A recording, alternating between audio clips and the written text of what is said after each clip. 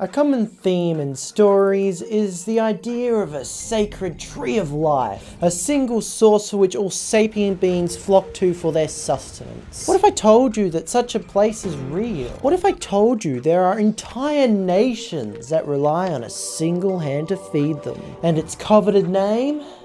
Centrelink. In Australian religion, there is just one deity, neither god nor donkey, but a monolith. Open 8:30 to 4:30 PM, smoko excluded. Will it provide you money? Will it generate AI debt notices like it's algorithmic art? You can only enter and discover. All hail. I went with someone to Centrelink. Don't ask why, I was bored and in the city. What else are you gonna do in Perth? I was with this shoeless muso in Fremantle who foolishly assumed I knew how a camera worked and asked, "Hey, can you film me playing music?" Never have I seen more joy in someone's face when I pulled out my little lapel mic. Not since I aced Hit Me With Your Best Shot on Easy in Guitar Hero did I feel this much like a rock star. One recording and chat later and we'll lackadaisian towards Centrelink. Instant regret as while walking to Centrelink they chortled, "Hi, I got the funniest story for you." Then proceeded to show me a trail of blood on the pavement leading to the chemist. It was like a horror movie crime scene. Little drops on the pavement like evidence of a dead body being dragged to the wharves. I'm familiar with odd senses of humour, but following a trail of blood from a crazed Fremantle musician is really pushing it. Come on, little eagle, just follow me down to the pool, show the blood. Come, let me play you a song to calm the Free-o, way to go. Hit 'em real hard, send 'em down below. Free-o, oh-be-oh-be-oh, we are the Free-o.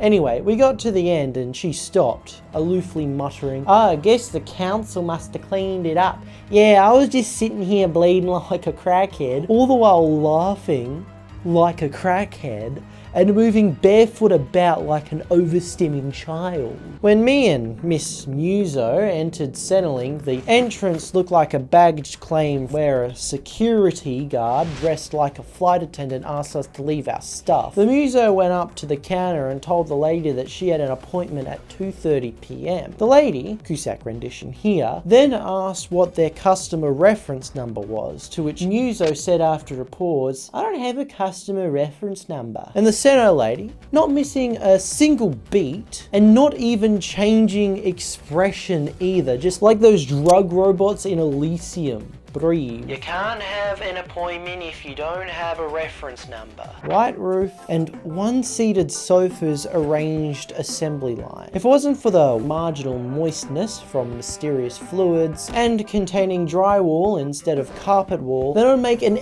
excellent candidate for a liminal backroom with its recurring cut-budget cartoon theme. Centrelink is like a mix between a regional library that was built before creative architecture and an American tax office, all the while playing 90s era tropical music. How it feels to chew Matzo's ginger beer. There was one bloke who was meandering around with an empty Schweppes bottle, fancy pants, wearing nothing but Adidas. When the bloke asked my muso friend what her name was, she replied, "What's your name?" To which he replied, "Dundee."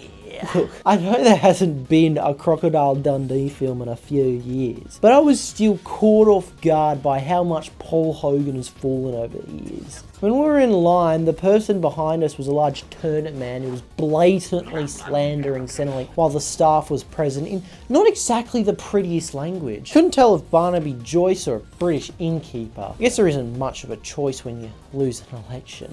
When we took a seat, a worker lady tried to wake a bloke sleeping on a makeshift bed formed by merging two of the tiny green couches together. After the lady went to see if the man was cooled up yet, he went straight back to sleep, as if there not to actually receive financial benefits from Centrelink, presumably just there to use the furniture. The bathrooms of a Centrelink belong in a hospital horror movie. Firstly, they're locked, so you need to ask a guard to open it for a piddle. At least schools have the dignity of giving you a toilet pass. The idea of being walked to the toilet by your teacher is about as appealing as reading a peer-reviewed study about how I did your mum last night. Working on the meta-analysis as we speak.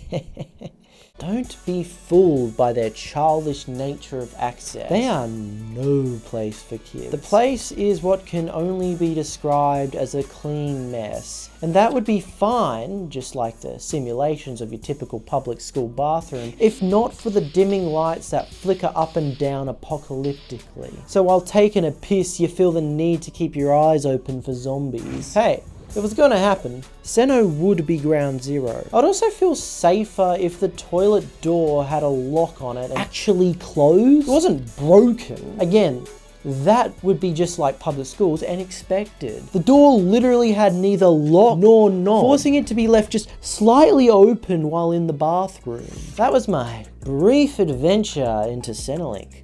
The craziest part of that entire journey was that I was there in the first place.